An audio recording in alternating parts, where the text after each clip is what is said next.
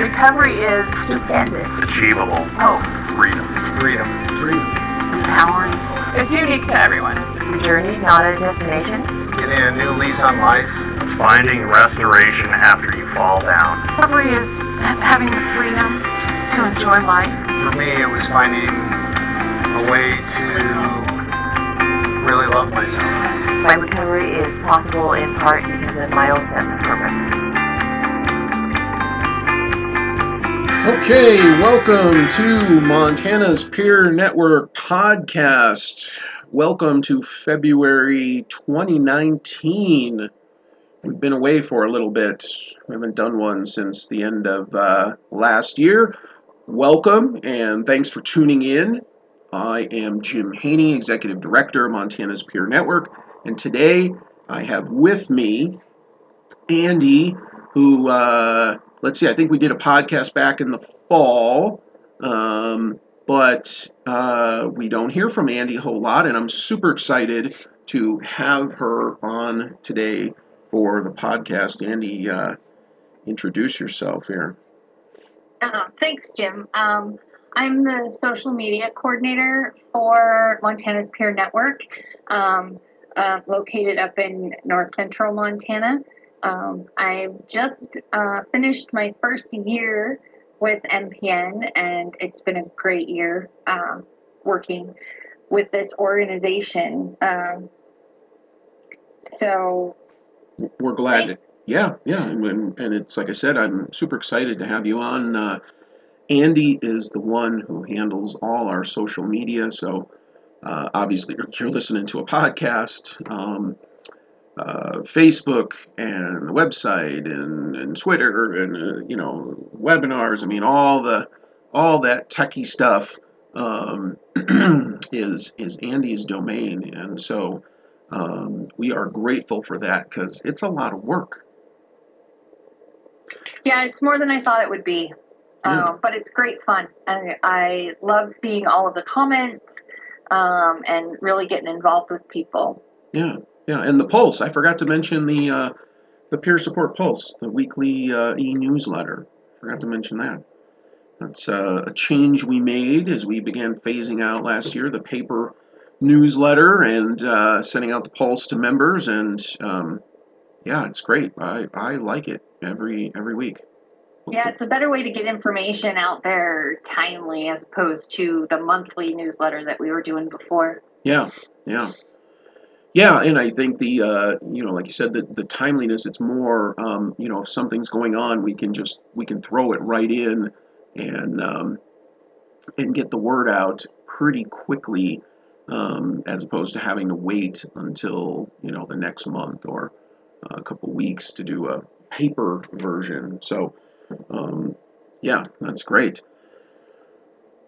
But we are here today to do really part of our Spotlight series, where we really just focus in on one particular topic. And I've been anticipating this month for a while, as we started talking about it last fall, that in February to do a podcast all about relationships in recovery, and that topic I think is very it's exciting, but it doesn't get talked about very much. But all of us in recovery, we obviously experience this, the relationships we have with people, both romantic, non-romantic. And it just seemed to me like February was the month to do that. We're coming up on Valentine's Day, and next week, Andi, you're also doing a webinar, right? Yep, I am. I'll be doing a webinar on the relationships in recovery, both substance abuse recovery, mental health recovery. So that webinars are always the third Wednesday of the month at noon. And you can sign up for that on our website. Yeah. I mean, it's this is the focus this month, and this is what we're going to be. Really, we've already been focused on, and the podcast is just kind of part of that, and getting our thoughts, and we're going to share our experiences and, talk about this. I think to jump in, I feel like this is something that in the recovery world we don't talk about enough. Do you feel that way? I agree, especially with mental health recovery. I mean, sometimes that term recovery is difficult in mental health anyway, because you don't know where the starting point was. Sure. But certainly, in my experience, I don't think that that's ever been discussed, like in a general sense, like in therapy or something like that. I will say this is an issue I'm having in my relationship, but there's not a lot involved in how to build relationships, what's common, that kind of thing. Yeah. Yeah, how do you tell somebody about your diagnosis or that you're even in recovery, right? Right, when to tell them. Yeah. What to expect. Yeah. Yeah. How do you answer the not only the questions, but sometimes you don't even get the questions, you get the strange look. Right. and how do you respond to that? And having to teach people what that means. If you don't have a good handle on what that means for you, how do you tell that to somebody else? Right. Yeah, exactly. And I don't know why we don't talk about this more. We spend a lot of time, we talk about things like trauma and the guiding principles of recovery, and of course for our organization, we talk a lot about peer support, but really relationships. And for me, like when I was thinking about this, I was thinking really mostly in the romantic side of it, being as it's almost Valentine's Day here, and so I was thinking of that, but really it's really in all relationships, right? Right. And we talk about social supports as being so important in recovery, but we don't really talk about the definition of what that is. A lot of times it's just who your friend group is or your family or whatever. And I just don't think that we focus enough on those romantic, one-on-one, deep connection kind of relationships when we're talking about how to deal with those. Right, I agree. So I'm going to throw this question out there for both of us to digest and talk about. What makes relationships in recovery so difficult or challenging? I think a lot for me was the change in my relationship at the time when I started recovery. When I started to go to therapy and start making some progress on myself, that changed the relationship that I was in. And not for the better. So, okay. That when you learn to live with somebody in a certain way and they change, that's disruptive, even if it's a change for the good. It's disruptive to the relationship. And I just don't think, like we said, we focus on that enough. So, here people are thinking, I'm in recovery, I'm doing really good, but now my marriage is falling apart. Right. Which is because that other person isn't getting the treatment or whatever to help deal with that change. Yeah, and the end of a relationship, a marriage, is a major life stressor without a diagnosis, without a diagnosis for anybody in life. I mean, right. If you look at a life stressor scale, near the top is always divorce. End of a long-term relationship is always up there. So, yeah, then you kind of add that additional stress into it. Yeah, I think for me, so it makes me think about when I was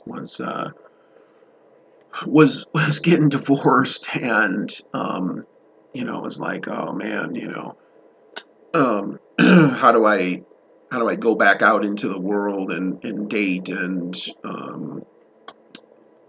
and just how do I explain this to people? And one thing that I know I found was with my job, people in our society, we often ask, oh, so what do you do, right? So if somebody asks me, director of Montana's Peer Network, what do you do? And it's like, oh, I'm the director of a nonprofit. That's usually where I'll start with somebody.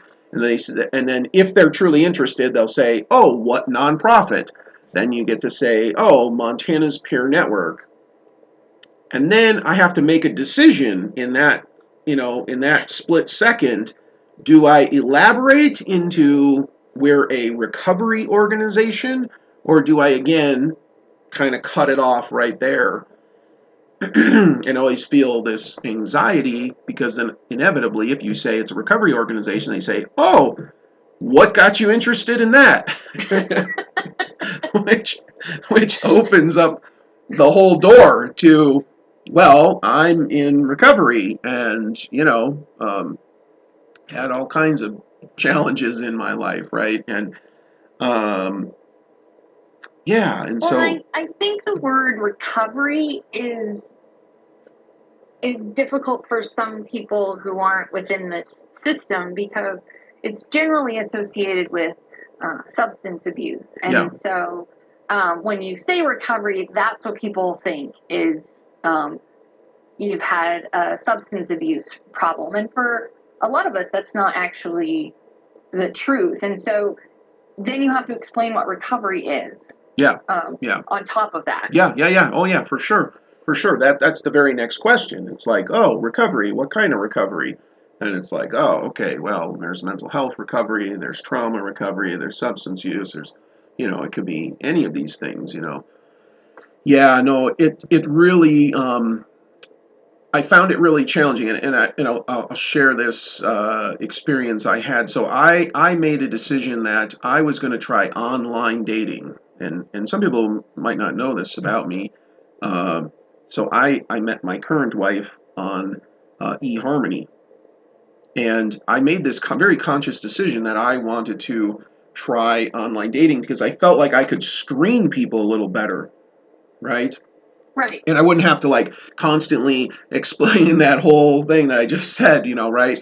And so, because you can put on there, it asks you, one of the questions is your level of drinking is actually in the profile. It's actually in there, and you have these choices: none, whatever, I don't know, occasional, sometimes, often, frequently, every day or something, And so if I choose none, now, other people see my profile, and it's none, right? So, one, you're kind of giving people the signal, okay, I don't drink. So if you're the person on the other end of the spectrum who drinks, every day, probably don't want to click on my profile.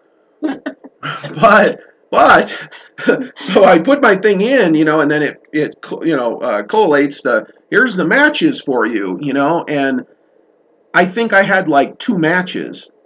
Uh-huh.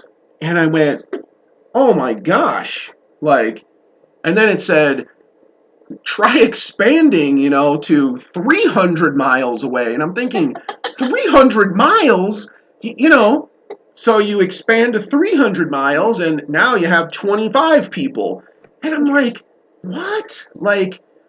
And, and so it was wow. And as I'm looking at profiles, women's profiles, they all have pictures of them with drinks in their hands. They're all in bars and, and out on, the beach with, a glass of wine or whatever. And I get it. That's cool.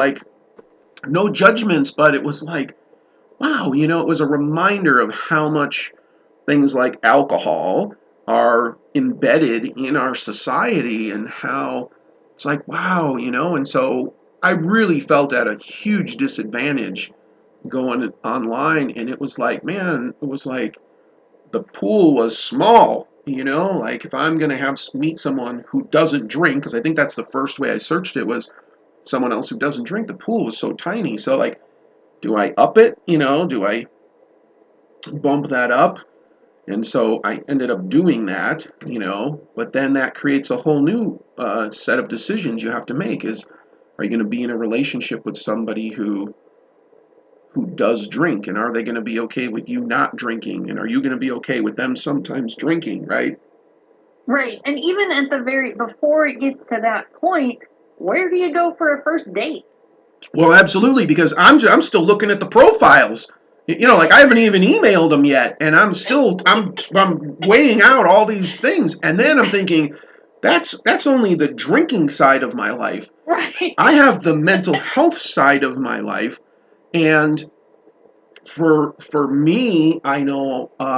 So I have a, I am also in recovery from trauma, and I have a really bad disorder, sleep disorder, and I have, I can have nightmares, I can have insomnia, it can look like a lot of things.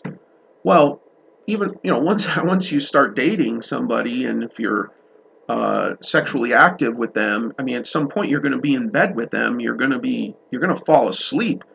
Like I feel like I need to tell that person, like, if I suddenly start talking strange and getting up and walking around, I might be asleep. Like, don't take that personally. And so it creates a lot of anxiety. You're trying to explain to this person, hoping you're going to have sex with them, but then somehow you have to try to explain, that, yeah, this could happen, and especially all the stress that's around it when you're meeting somebody, and, and that those kinds of things tend to activate that in me a lot more. And so, yeah, it's really, it's really difficult, to find someone who's understanding. Thankfully, I did, and was able to have those conversations and explain these things. But until a person actually sees me talking in my sleep and yelling, and like, they don't really know, but you try to prepare them. I feel like I have a responsibility as a person in recovery. I feel like I have a responsibility to tell my partner, like, hey, this could happen, like, and here's what to do. Here's how to get me calmed down and back into bed and asleep, because I'm not really awake. Like, I don't really know what's going on, um, yeah, I don't know, just really, yeah, it's very stressful and challenging, on top of trying to build a new relationship with someone, and the judgments and hoping they accept you and all that. Yeah. And I find that in smaller places, everybody knows your history. Sure. Whether it's the real history or whether it's rumors. Yeah. Or other people's perceptions. How do you get past that history, or explain where you were at that point in time and why you're not there anymore? Why were you hospitalized? Even though people shouldn't know that. Yeah. The whole town might know that. Right. Yeah, and I mean, you live in a really small town, and yeah, thankfully my hospitalizations were not here in Montana, so I never experienced that. That would be really difficult, being in the same community. Yeah, the judgments that people might have, and then you mentioned the other thing, which is, once you meet somebody, where do you go on a date? When yeah, because the easy thing that I think most people choose is to a bar, or most restaurants and bars in Montana are connected, right? Yes. So that's the other challenge. And then the other person's drinking, you're not drinking. Is that okay? Is that not okay? How much are they drinking? Right? Um, it's challenging. But again, for me, I think it's about being honest with people and having those conversations up front, and telling them, I mean, if you're interested in somebody, and I don't think on maybe the first date I say it, but pretty early on, and again, for me, it's kind of tied into my job, so it kind of comes up pretty early on, and I sort of let the other person guide it a little bit in the beginning, ask the questions or not ask the questions, but then I feel like there's an obligation I have as a person in recovery. I need to let them know some things. And if you're not comfortable talking to that person about it, then I think you kind of need to examine why you're not comfortable with that. Is there something about that person that's making you uneasy? Yeah. Because that's kind of a red flag that things are maybe not going to work out. Yeah. Yeah. Or is it that you aren't comfortable because you still have some things to work on yourself? Right. And I think knowing the difference between that is really important. Yeah. And a way, if you're in therapy, talk to a therapist about that, because it's hard to enter into a relationship if you're not comfortable discussing where you are in your recovery. Right. Right. Yeah, because when you first meet somebody, I mean, what are you doing? I mean, you're having these conversations. I'm use my wife, so you online, whatever, you message the person, whatever, 4 or 5 times, kind of back and forth, and then when you're ready, you can exchange emails. So now you're emailing, right? And what are you doing? You're really exploring the other person. You're really sharing who you are, and you're asking questions about the other person, and if I'm a person in recovery, I feel like I need to share that. That is who I am, and that hiding that away is not it's not fair to the other person. That it's like hiding a major part of who you are, and so I feel an obligation to share it with people when it's right. Like in the first handful of interactions, because I also want to know their reaction to it. If it freaks them out that I've been hospitalized for my mental health, that I have a diagnosis, that I don't drink, that I'm a suicide attempt survivor, if any of that totally freaks them out, then they're not the person for me. That's really how I feel about it. And yeah, you know what I mean? Then they're really not the person for me. I don't want them to get involved with somebody where they don't really know kind of who I am, because this is who I am. This is the work I do. This is my whole life. So I think and I feel like people sort of seem embarrassed that they're online dating, or it's sort of looked down on. But in something like this, I think it's actually a really good way to get to know somebody without. It's not as scary. It's not. It doesn't make you as vulnerable. Yeah. So you can share all of that stuff and sort of gauge how things are before you get too invested. Yep. In the relationship.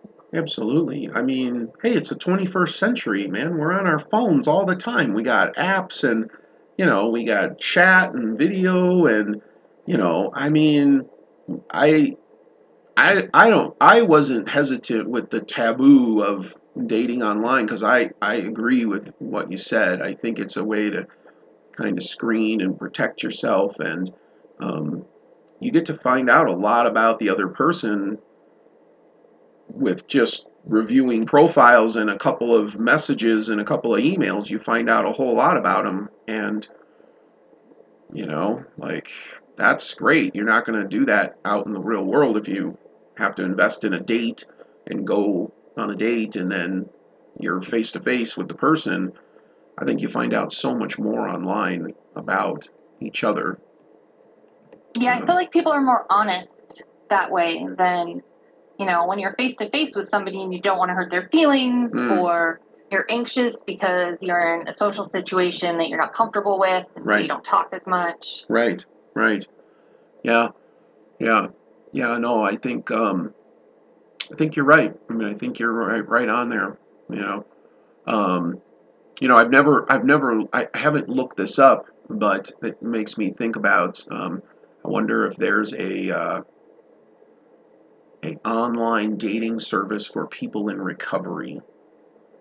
Is there one? Do you know of one? I don't know. I would think, given all of the different things that are available online, that there might be, but Yeah. I'd have to look that up. Yeah. Well, if there isn't, you listeners, that's free. That's a free idea right there from Jim Hajny. You could go out and start a business. You might be the next millionaire running a recovery dating service. No, it's interesting. So how about so let's talk about non-romantic relationships, because you and I kind of chatted about that beforehand. What's your take on that?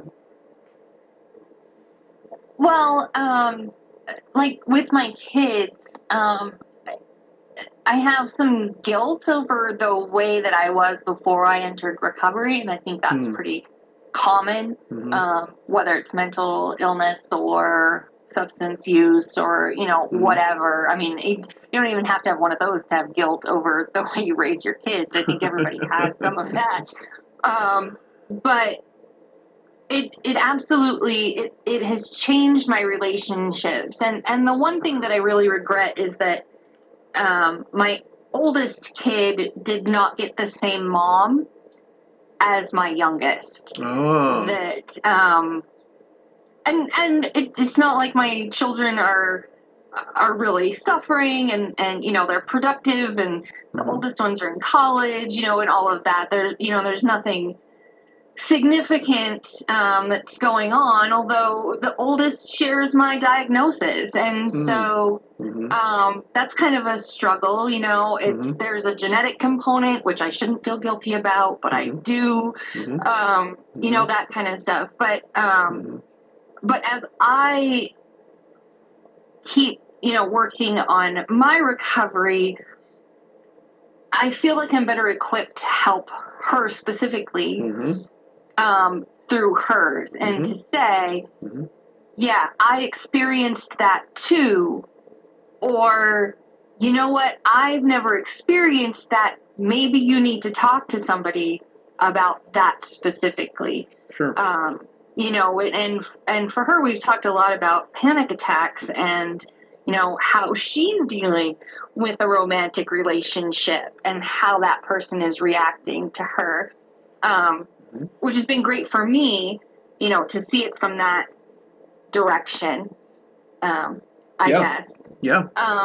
And just my social group in general, my friends and that kind of thing, don't really have a good understanding of recovery from a mental health perspective. A lot of people in my group understand substance use recovery. It's pretty common up here anyway, but not, mental health. And people just don't even know how to react to you when you have that. And it's taken me a long time to get to the point where I will tell anybody about my diagnosis. I will tell them why I am acting the way I am, what medication I'm on, that kind of thing, to help fight that stigma. Because if I'm quiet about it, if I don't say anything about it, then how can I expect other people to understand what it's like, or how prevalent it is, or, why am I not talking to anybody for 2 weeks? Yeah. And cool, reach out to me, but if I don't engage with you, you just have to accept that is where I am right now. Check on me, I'm safe, cool, but you got to step back for a minute and just let me deal with what I have to deal with right now. Yeah. You find that in your circle of friends, do you find that you have some friends who know about your history and then other friends that don't necessarily, or you don't ever talk to them about your recovery or diagnosis or experiences? I have, a few close friends that know pretty much all of my history. But I am fairly guarded with the rest. And part of that is just my personality. I'm not the kind of person who has, you know, hundreds of friends or even 20 friends. I have a very small group. So I would say there's maybe a handful of people who know everything. And then it's actually, sometimes it's nice to meet the new people who don't know my history. Not necessarily the mental health history, but, you know, my past relationship and, you know, all of that. And so sometimes it's easier to start that relationship, and then you can gauge how much you want to tell that person. And some of the newer relationships are actually the better ones for me, because there aren't all of those preconceived, you know, this is how you were 10 years ago, so. Right. Yeah, no, exactly.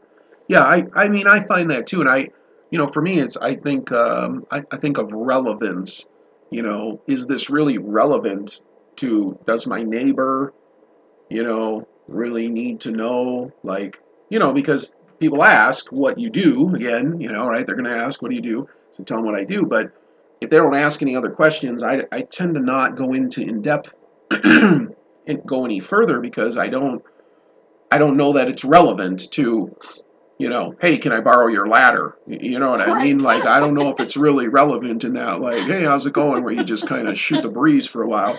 But it is interesting, because I do think about it. You know, I do think about different people and how different people know some of that, and some people don't. Some people don't care, you know, some people don't.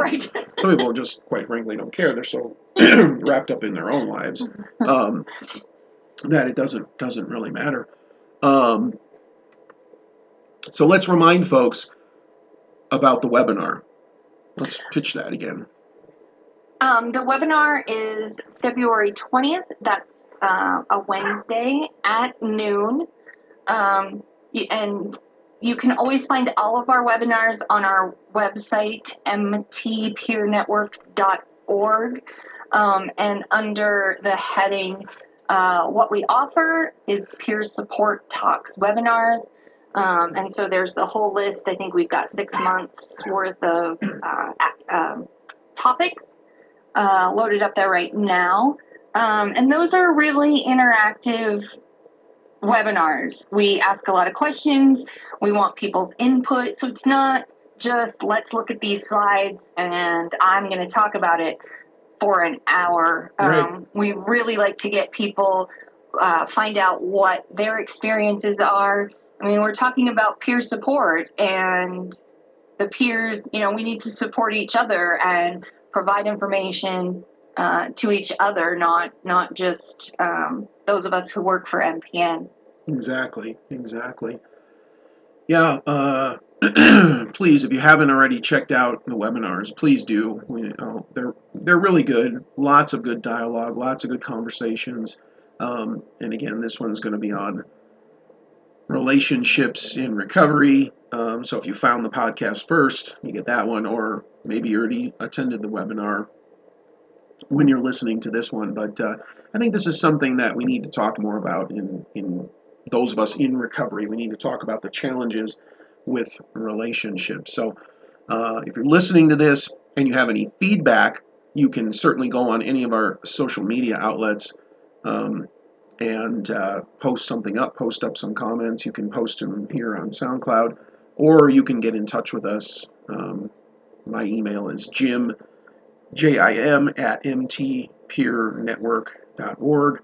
You can always send in comments, or if there's other things that you would like us to focus on in a podcast, send us that too, because we're always looking for feedback from members. So.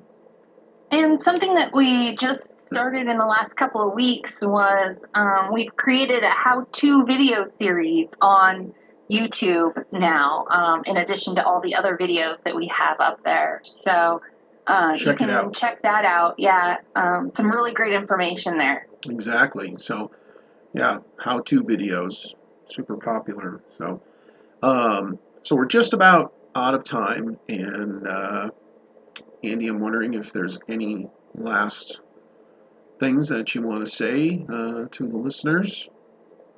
Just that, it might take a while to navigate some of those relationships, especially romantic relationships. It might take a while to find the good fit. But keep trying, if that's something you want in your life, try everything you can to find that. Very good. And fellas, Valentine's Day is a big deal. It is not a Hallmark holiday, and you got a girlfriend, a wife, or life partner. Make it special, and you don't have to go out and spend a whole bunch of money. Make a nice dinner, light some candles, do something special. Tell your partner you love them.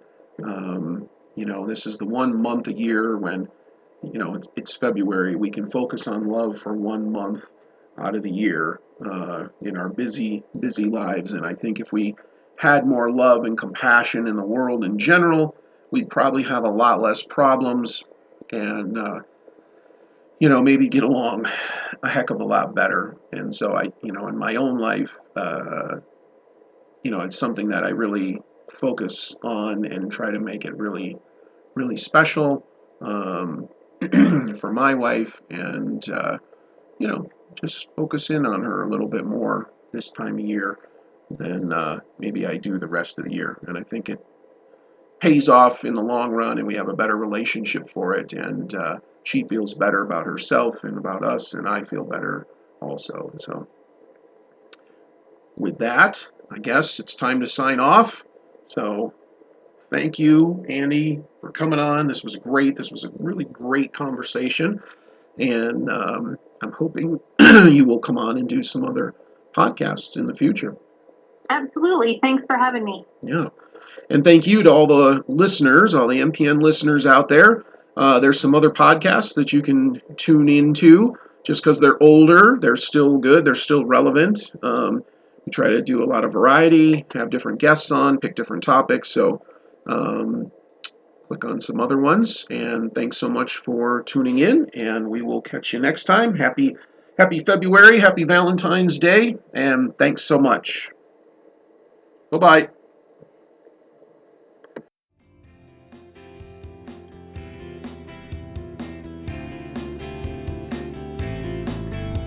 Recovery works and recovery is possible.